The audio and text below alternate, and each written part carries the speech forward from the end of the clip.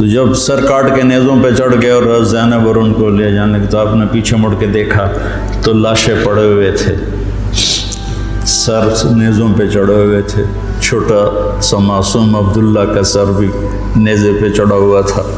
تو انہوں نے کہا وا محمد وا محمد صلی علیک الالہ و ملک السماء، ہائے محمد ہائے محمد، آپ پر اللہ کا درود و سلام ہو، زمین آسمان کے بادشاہ کا درود و سلام ہو، ھذا حسین بالعراء مزمل مقطع الاضحى، اے محمد اے محمد، یہ حسین پڑا ہوا ہے اس کا لاشا بے گور و کفن۔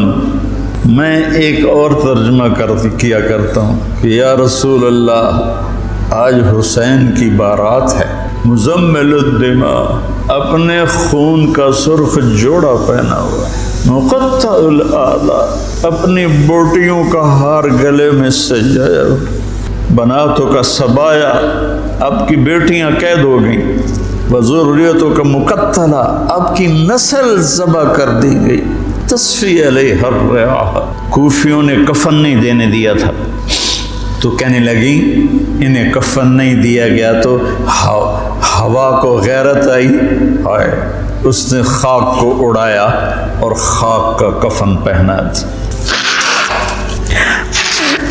مجھے ایک دفعہ ایک اہل تشریف بھائی کا فون آیا کہ مولانا آپ ہمارے امام بارگاہ میں آ کر 10 دن اہل بیت کی شان بیان کریں، ہم آپ کو خوش کر دیں گے۔ خوش کر دینے کا مطلب آپ سمجھتے ہی ہیں، چنگے چوکھے پیسے دینے تھے۔ پھر انہوں نے میں نے کہا میرے بھائی میں اس کا صلہ اہل بیت سے لوں گا، آپ سے نہیں، میں معافی چاہتا ہوں، میں نہیں آؤں گا، میں اہل بیت کی شان بیان کرتا ہوں ان کا مراثی بن کے، مجھے اس پہ پیسہ نہیں چاہیے۔ فرزدق نے زین العابدین رضی اللہ عنہ کی شان میں قصیدہ لکھا تو اس پر ہشام نے اس کو قید کر دیا عثمان میں، تو انہوں نے قید میں اس کو 10,000 درہم بھیجے۔ تو فرزدق کوئی اچھا مسلمان نہیں تھا لیکن وہ دیکھ کر رونے لگا، کہنے لگا ساری زندگی بادشاہوں کی تعریف کی ہے پیسے کے لیے، آپ کی تعریف میں نے پیسے کے لیے نہیں کی، اللہ اس کے رسول کی رضا کے لیے کی ہے، میں نہیں لیتا، واپس کر دی۔ تو زین العابدین نے پھر دوبارہ بھیجی اور کہا اہل بیت کے گھر سے جب کوئی چیز نکل جاتی ہے تو واپس نہیں جاتی، تم قبول کر لو، تمہاری نیت کا اجر بھی تمہیں مل۔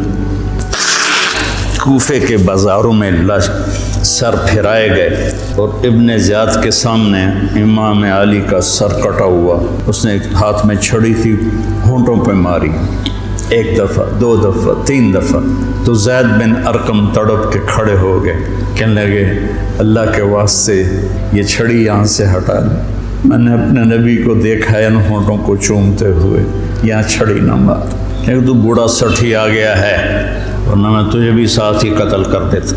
پھر وہ سر شام بھیجا جا رہا ہے اور یزید کے سامنے رکھا جا رہا ہے، پھر وہ چھڑی مار رہا ہے۔ ابو برزہ اسلمی کھڑے ہو کر کہتے ہیں چھڑی نہ مارو ان ہونٹوں کو، میں نے نبی ہونٹوں کے ساتھ لگتے ہوئے دیکھا۔ یہ تو حال کیا ہے اہل بیت کے ساتھ۔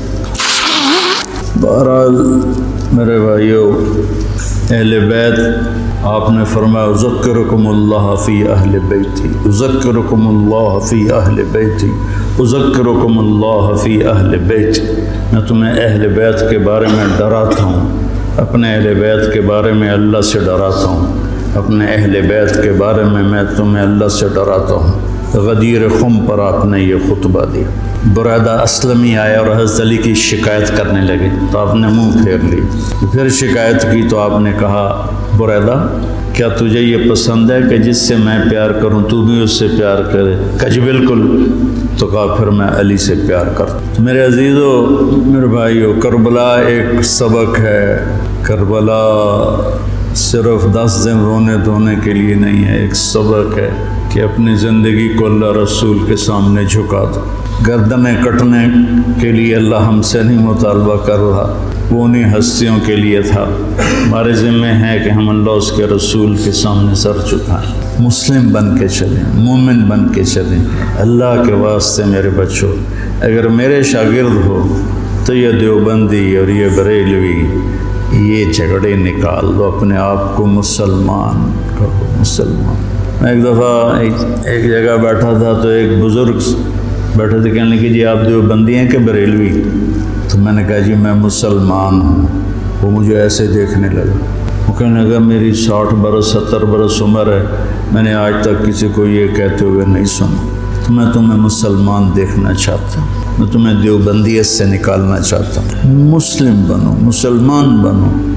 ہم امام ابو حنیفہ کے فتوے پر چلتے ہیں، ان کے فتاوی کی جو تشریح اہل دیوبند نے کی ہے ہم اس کو زیادہ صحیح سمجھتے ہیں، باقیوں کو عزت دیتے ہیں، احترام کرتے ہیں، ہمارے سینے کھلے ہوئے ہیں سب کے لیے، ہم ہی حق پر ہیں اور ہم ہی جنتی ہیں، یہ عجب تمہارے اندر سے نکالنا چاہتے ہیں۔ کریم بادشاہ ہے، جس کو چاہے معاف کر دے۔ ہم ٹھیکیدار ہیں، مسلم بنو، مومن بنو، امتی بنو۔ ہم شیعہ ہیں، ہم اہل تشیع ہیں، ہم بریلوی ہیں، ہم اہل حدیث ہیں، ہم دیوبندی ہیں۔ ان الفاظ کو چھوڑ دو بیٹا۔ پوری دنیا پھرا ہوں، کہیں یہ لعنت نہیں، یہ ساری بر صغیر کی پھیلائی ہوئی لعنت ہے۔ میں تمہیں چاہتا ہوں کہ تم ایک اچھے مسلمان ہو، کہیں بھی جاؤ۔ میری طرف سے ضروری نہیں کہ مدرسوں میں ہی پڑھانا ہے، اتنے مدرسے ہیں ہی نہیں۔ جس جگہ جاؤ بیٹا مسلم بن کے جاؤ، سب سے محبت کرو، سب سے دلوں کو صاف کرو۔